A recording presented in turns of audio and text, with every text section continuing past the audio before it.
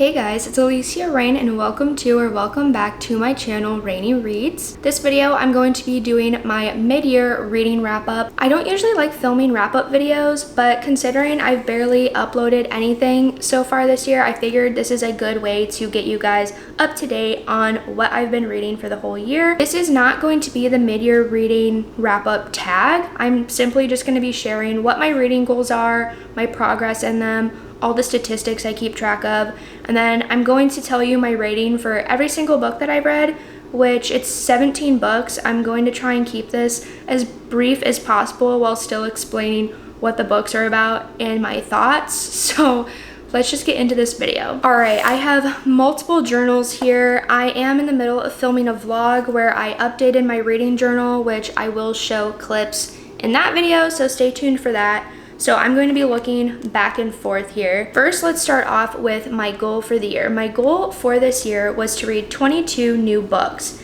Now, when I get into all the statistics, I am including the stats of the books that are rereads for me because I still read them, so I want like the star rating to play a factor, how many pages I read, and like actual books that I've read. But I'll explain all of that to you in just a second. So in the first half of the year, I managed to read 17 books, but 4 of those books were rereads. So in terms of my goal of reading 22 new books, even though I read 17, I've only read 13 out of 22 towards my goal. Another goal I had was to buy less books and use my library more, and I have not really done well doing that. I am not going to read every single book that I've bought this year, but let me find the number here of how many that I've bought. Myself, I've bought 9, but I've been gifted 17 books. So I've definitely accumulated a lot of books so far this year. And when I say gifted, I'm counting actually gifted, but also I have rewards at Barnes & Noble. So even though I am like buying it, it's money that I've gotten towards in like credit, if that makes sense. So I'm counting that as gifted as well. I'm not counting that towards books that I bought because it's like so much money you spend, you get this amount of money on your card and then you can use that to buy books. So yeah, I'm not really counting that as out-of-pocket buying for me. So once again, 9 books bought myself, 17 books gifted. And I did want to start unhauling some books, and so far I have unhauled 29. The last unhaul I did was back in May, and that's a good amount of books that I got rid of, so I think I'm going to do another one at the end of the year. I'm in the middle of asking friends right now if they want any, and then I think I might try and sell some and then donate a few to my library. I do have a Pango account, and I was considering trying to sell on there. I think I'll just post them for a month, and whatever doesn't sell, I'll just donate to my local library. And then to go in with that goal of buying less books, I wanted to read more books off of my physical TBR, which I did do. 12 of the 17 books that I read were off of my physical TBR, and the other 5 were off of my Kindle. And I get the books on my Kindle through my Libby app. I haven't bought a single book on my Kindle, so I don't own anything on there. And if you don't know what the Libby app is, it's basically an app where you can get audiobooks and ebooks from your library by putting your library card information in, and I believe you can stack library cards. I need to still go to the library where I just moved, and I'm gonna see if that works. And then I also keep track of how much money I saved by using the Libby app and reading on my Kindle, as well as books that I got at a discounted price. And so far I've saved $118 this year. And then some other little random stats that I keep track of are DNFs, and I haven't fully DNF'd a book yet. I soft DNF'd The Honey Witch by Cindy J. Shields back in June, but I immediately picked it up in July and finished it already. So 0 DNFs.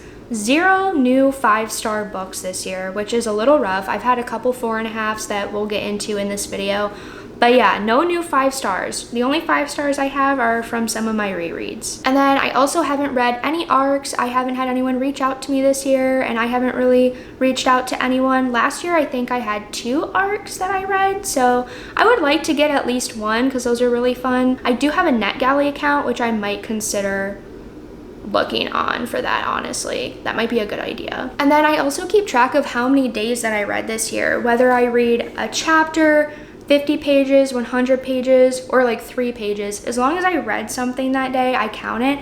and I don't remember the total. I think it's 181 days are from January 1st to June 30th.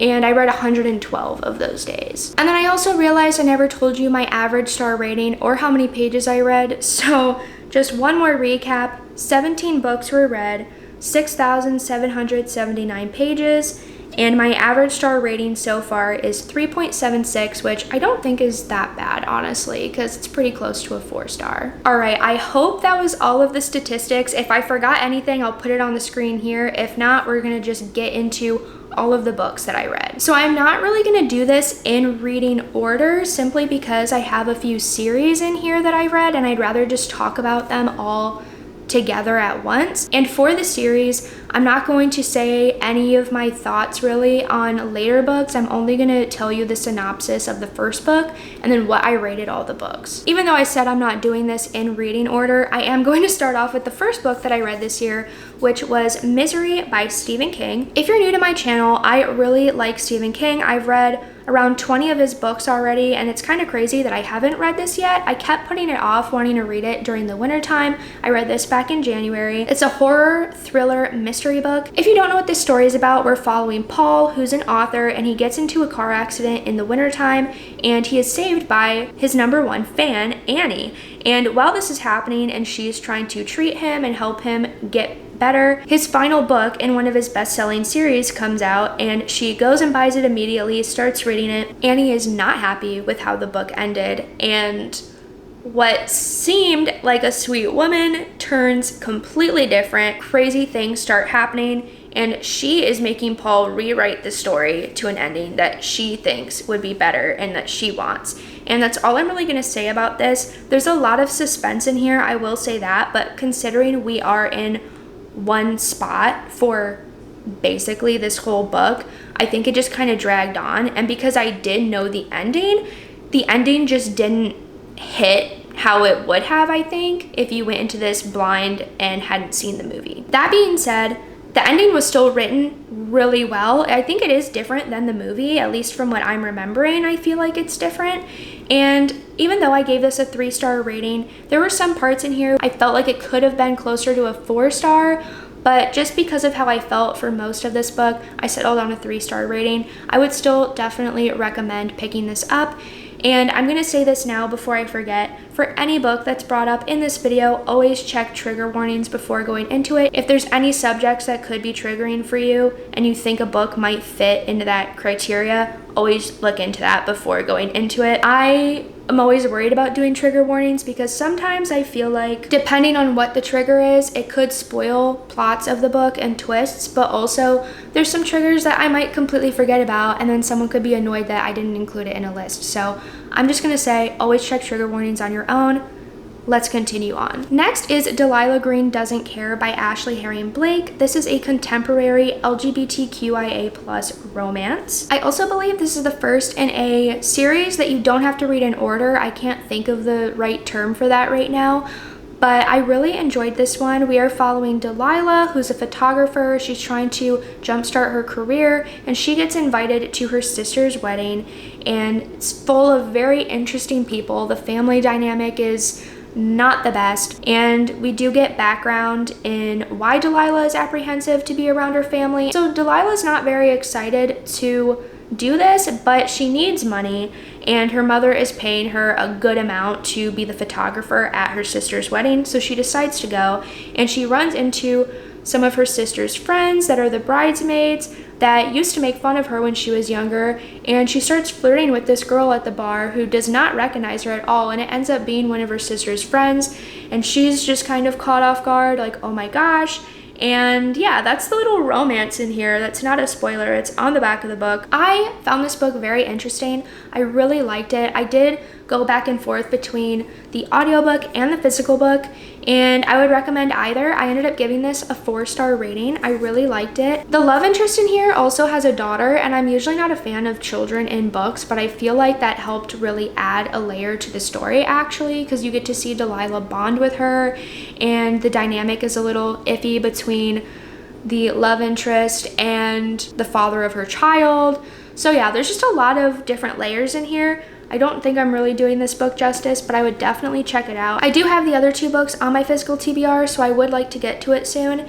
And I know you don't have to read these in order, but there are reoccurring characters in later books, and some things that are happening in those could potentially spoil books previously, so I would still recommend reading them in order. Then the next group of books is a series that I binge read. I don't have them physically with me. I read them all on my Kindle. That is A Court of Thorns and Roses by Sarah J. Maas. Now, I've never read this series, I know, kind of crazy. Considering I've been on BookTube for a while and Booksta, a lot of my online friends were asking me to, and the catalyst was that my boyfriend read it before me, and I was like, okay, I have to read these. If you don't know what this series is about, it's a fantasy romance series. I'm gonna look up the synopsis on Goodreads for this one, just because it is a series. I don't think I'm gonna do it justice, and I don't want to say anything that's gonna spoil it. So this is what it says on Goodreads. When 19-year-old huntress Pharaoh kills a wolf in the woods, a terrifying creature arrives to demand retribution. Dragged to a treacherous magical land she knows about only from legends, Pharaoh discovers that her captor is not truly a beast, but one of the lethal immortal fairies who once ruled her world. At least he's not a beast all the time.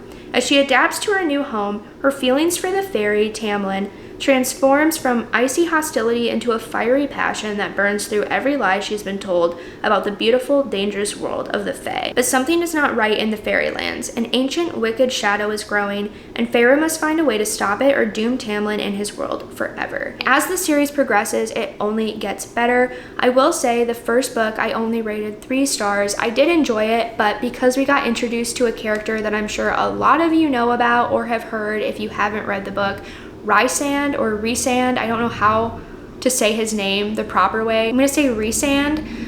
He got introduced and I immediately wanted more, honestly. I am a Rhysand girly through and through. I'm probably saying Rhysand back and forth. Just bear with me here. So my boyfriend read the first book, then I caught up, and then we read all of the second book, A Court of Mist and Fury, and part of A Court of Wings and Ruin, which is the third book, together, which was really fun. But he reads slower than me, and I was not waiting, so I finished the rest of the series. I gave A Court of Mist and Fury 4 stars, A Court of Wings and Ruin 4.5 stars, and then the little novella A Court of Frost and Starlight, I gave that 3 stars, and then A Court of Silver Flames I gave 4.5 stars as well. I was not expecting to enjoy this series as much as I did.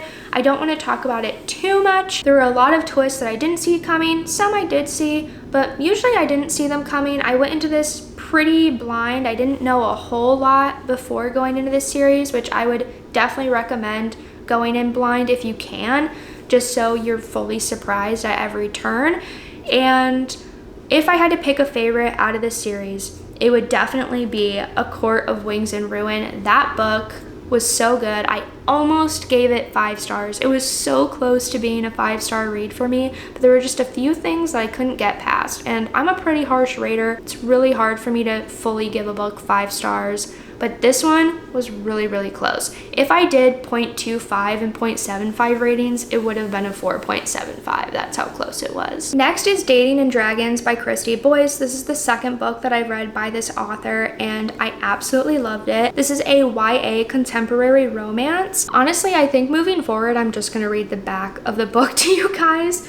So Quinn Norton is starting over at a new high school in hopes that joining a D&D game will be the trick to making friends. The plan sounds even better when she's invited into a group that includes Logan Weber, the cute and charming guy she met on her first day of class. But this isn't your average D&D campaign. This group live streams their games and enforces strict rules, no phones allowed, and no dating other group members. Quinn is willing to accept the rules, even if it makes Logan off limits, and she quickly learns that doing so won't be a problem, since Logan goes from charismatic to insufferable as soon as she agrees to join. As their bickering and bantering intensifies inside and outside the game, Quinn can't help wondering, is Logan's infuriating behavior a smokescreen for hiding feelings? Quinn is risking it all and the 20-sided dice are rolling. This is so cute. I really enjoyed this. I gave this a 4.5-star rating. As much as I liked the connection in here between our main character and the love interest, I also really liked the friendships that were formed in here and that whole dynamic, as well as the relationship between Quinn, our main character, and her grandma. That was a really cute relationship to see. They're very close, and it just reminds me of me and my grandmas. We're very close. I'm very close with everyone in my family, and yeah, I just really always appreciate seeing a relationship dynamic like that. So yeah, if you want a really cute, fun, light romance that's really easy to read and get through, this is definitely the book for you. Next, I'm going to talk about My Year of Rest and Relaxation by 𝒂𝒕𝒄𝒉 𝒆𝒙𝒕. I have no idea how to say her name. This is a contemporary literary fiction. Our narrator should be happy, shouldn't she? She's young, thin, pretty, a recent Columbia graduate, works an easy job at a hip art gallery, lives in an apartment on the Upper East Side of Manhattan, paid for, like the rest of her needs, by her inheritance. But there is a hole in her heart, and it isn't just the loss of her parents, or the way her Wall Street boyfriend treats her, or her sadomasochistic relationship with her best friend Reva. It's the year 2000 in a city aglitter with wealth and possibility. What could be so terribly wrong? Both tender and blackly funny, merciless and compassionate, My Year of Rest and Relaxation is a powerful answer to that question and a showcase for the gifts of one of our major writers working at the height of her powers. Basically, our main character is definitely going through it, and she is convinced that the only way to get out of this funk that she's in is to just take a year off and do absolutely nothing. But she's also taking a lot of pain medication and just drugs that are going to make her sleep. And it's really sad to read about, honestly, because you see her pushing these relationships away. But in her defense, these relationships aren't really the best relationships to have in her life. Yeah, it was just a very interesting read. I don't know what I was expecting out of this. I ended up giving it a 3-star rating. I definitely enjoyed it, but I didn't, just because I felt so bad for the character. And the therapist that this girl finds is so bad. Like, she should not have a license at all. Even the way that she found this girl was very sketchy. So yeah, this was just very, very interesting. Definitely character focused more than a plot, because we are just watching her make the decisions that she makes for a year of trying to not do anything for a long period of time and basically numb everything out. But it gets to the point where the drugs aren't really working. She ends up being in some sort of like haze, doing things, not remembering it. While she's like under the influence of all these drugs, she'll be like on a train and like wake up somewhere that she doesn't know. So if you definitely want an interesting book, read this one. Next are some rereads for me, and that is the first 3 books in the Throne of Glass series. I finally own the rest of the books, so I am planning to continue the series. I went on a little bit of a break. I was going to read this whole series first before getting into A Court of Thorns and Roses, but like I just said, didn't own the rest of the books, so I read all of those. And now I re-listened to all of these. This is also a fantasy romance series. My ratings basically stayed the same except for Assassin's Blade. Throne of Glass, I gave 4.5 stars. Crown of Midnight, I gave 5. And Assassin's Blade, the first time I read it, I gave it 3 stars, but this time around I bumped it up to 3.5 stars. In a land without magic, an assassin is summoned to the castle. She has no love for the vicious king who rules from his throne of glass, but she has not come to kill him. She has come to win her freedom. If she defeats 23 murderers, thieves, and warriors in a competition, she will be released from prison to serve as the king's champion. Her name is Celaena Sardothien. The crown prince will provoke her, the captain of the guard will protect her, and a princess from a faraway country will befriend her. But something rotten dwells in the castle, and it's there to kill. When her competitors start dying mysteriously one by one, Celaena's fight for freedom becomes a fight for survival and a desperate quest to root out the evil before it destroys her world. I really went into this series blind, and I'm so glad that I did. Very, very little information I know about, and oh my god, this might be the potential to be one of my favorite series of all time. It already is, honestly, and I'm only 3 out of 8 books into it, and I'm just so excited to continue this. Selena Sardothian is a badass main character. I love her so much. I love being in her head. I love learning more about her. And there is a love triangle in this story that I'm usually not a fan of, but I genuinely like both of the guys in this that I don't even know who to root for. And there's also a wonderful friendship in here that I just love so much. And I definitely would recommend the reading order that Sarah J Maas herself recommended, because technically Assassin's Blade is prequel stories to the main series, but I can agree with the argument that people will think, oh, like, yeah, you're learning all this stuff that happens to her, but you haven't really had a connection with her yet, and you're not really going to care that much.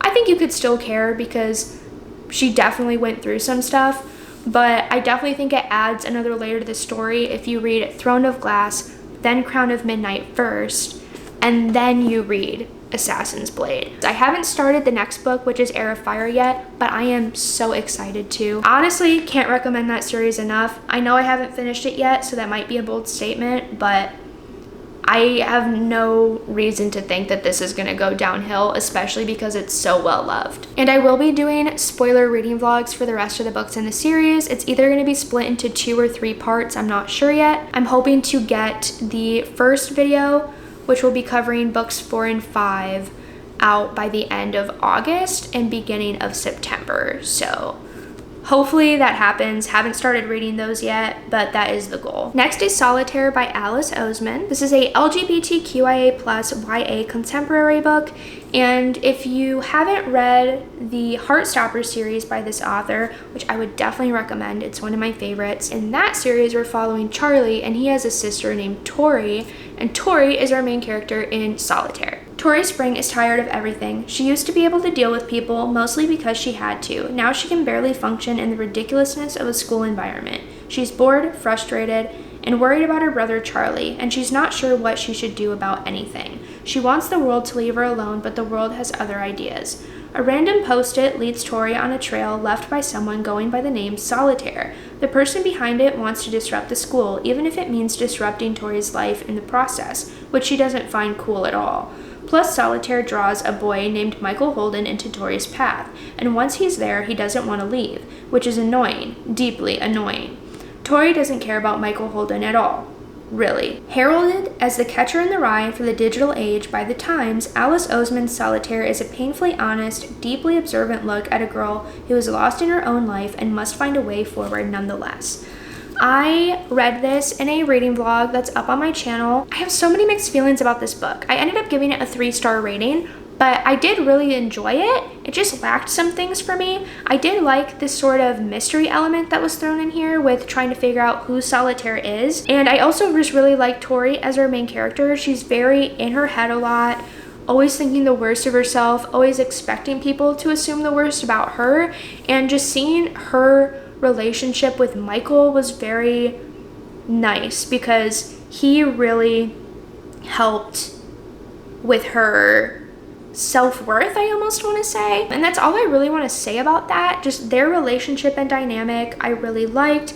Michael is a little annoying at times, but he does start to grow on you. And yeah, she's just very much so negative, thinking the worst of things, everybody, and herself, and having this person come into her life and really help her feel like she can express herself more and be herself and kind of change that thought pattern was really, really nice to see. Next is a poetry book called Between You and These Bones by F.D. Soul.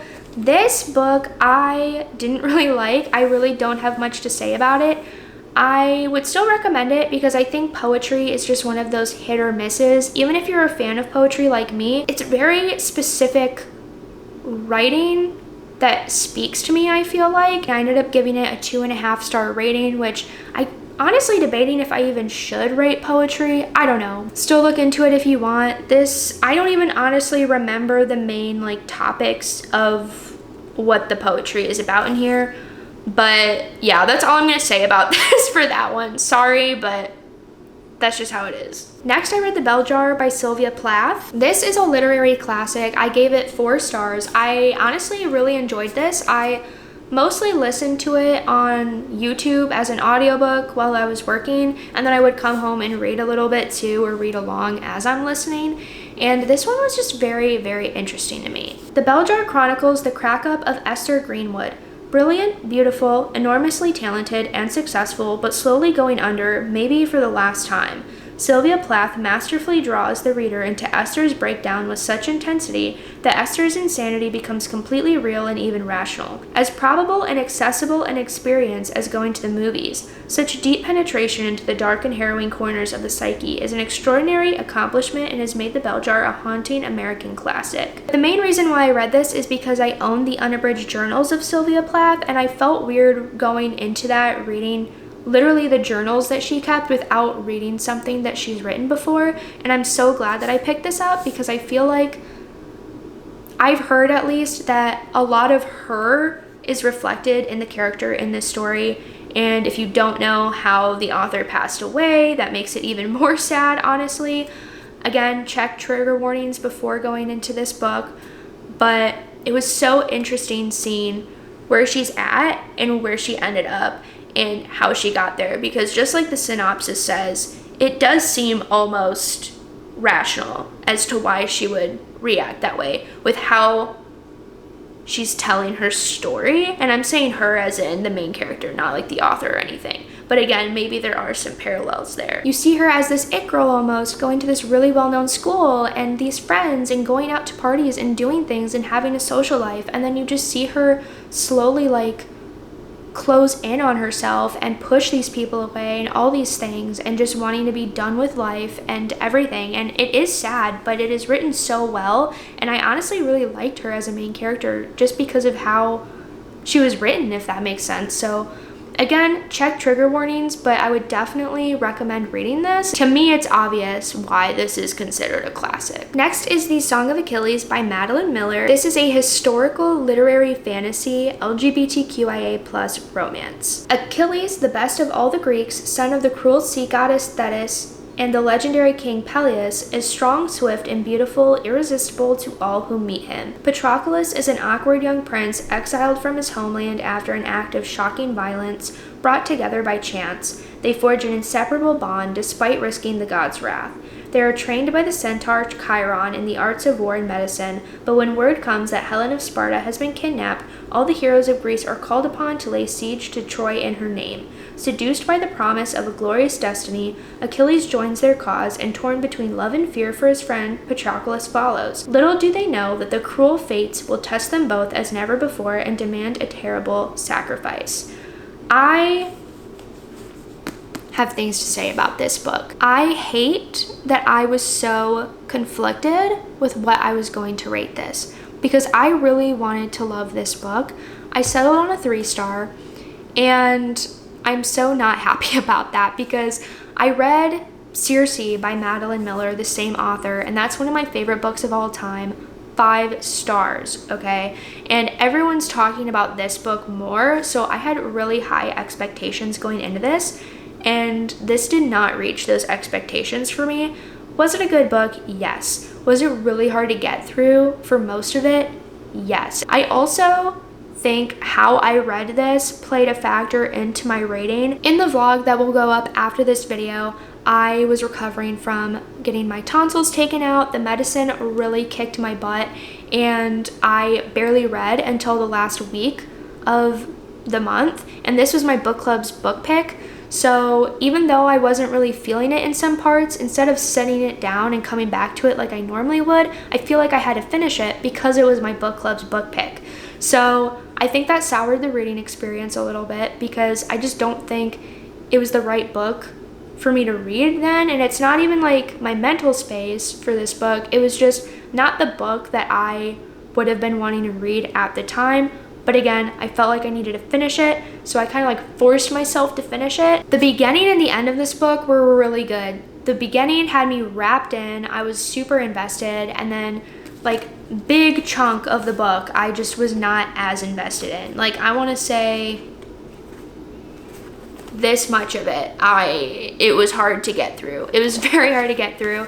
And then it sucked me back in at the end, because at first, I'm not gonna lie, I was like, is this rating gonna even be lower than a 3-star?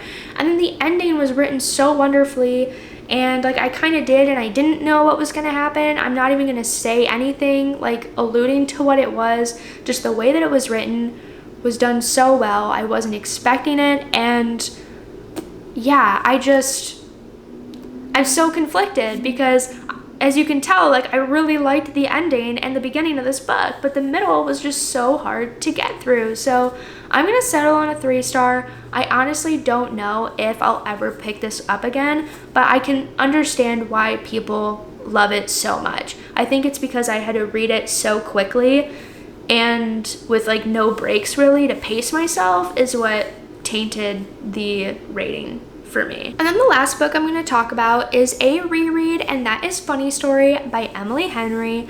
I love this book. This is a 5-star read for me. I read it for the first time last year on my Kindle, and I've been waiting for a paperback version of this so I could annotate it, and you can't really see.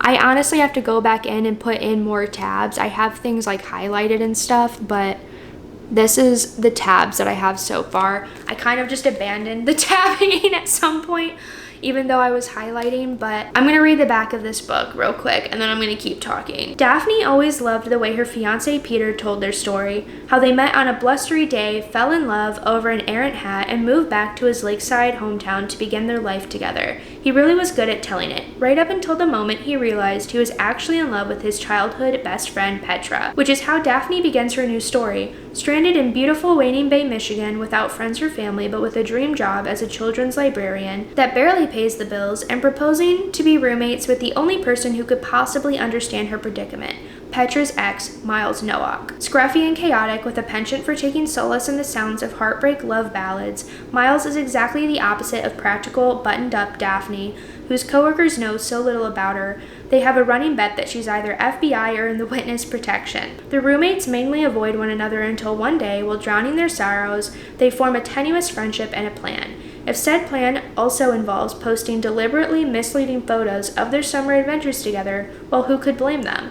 But it's all just for show, of course, because there's no way Daphne would actually start her new chapter by falling in love with her ex-fiance's new fiance's ex, right? I love this book so much. Miles is one of my favorite book boyfriends ever. I love him. I related to Daphne a lot, and just their whole dynamic was so great. I loved it. I've never read a book like that before, like set up like that, and just the way Emily Henry writes her stories, I'm such a fan. I would definitely say this is my favorite Emily Henry book of all time so far. I would like to read her newest release soon. I don't have it yet. I'm waiting for a hold on my Libby app to read on my Kindle, but as of right now, this remains in the #1 spot. So that's pretty much everything for this video. I hope you guys liked it. I hope I did all these books justice. I'm a little rusty doing the wrap-up videos, so hopefully I remembered to say everything that I wanted to say. If you want to check out more videos from me, I have a playlist in the description with all of my videos, and I also have all of my socials down there if you would like to follow me anywhere else. I am going to end this video here. I hope you guys are doing well whenever you're watching this, and I will see you in the next one. Bye!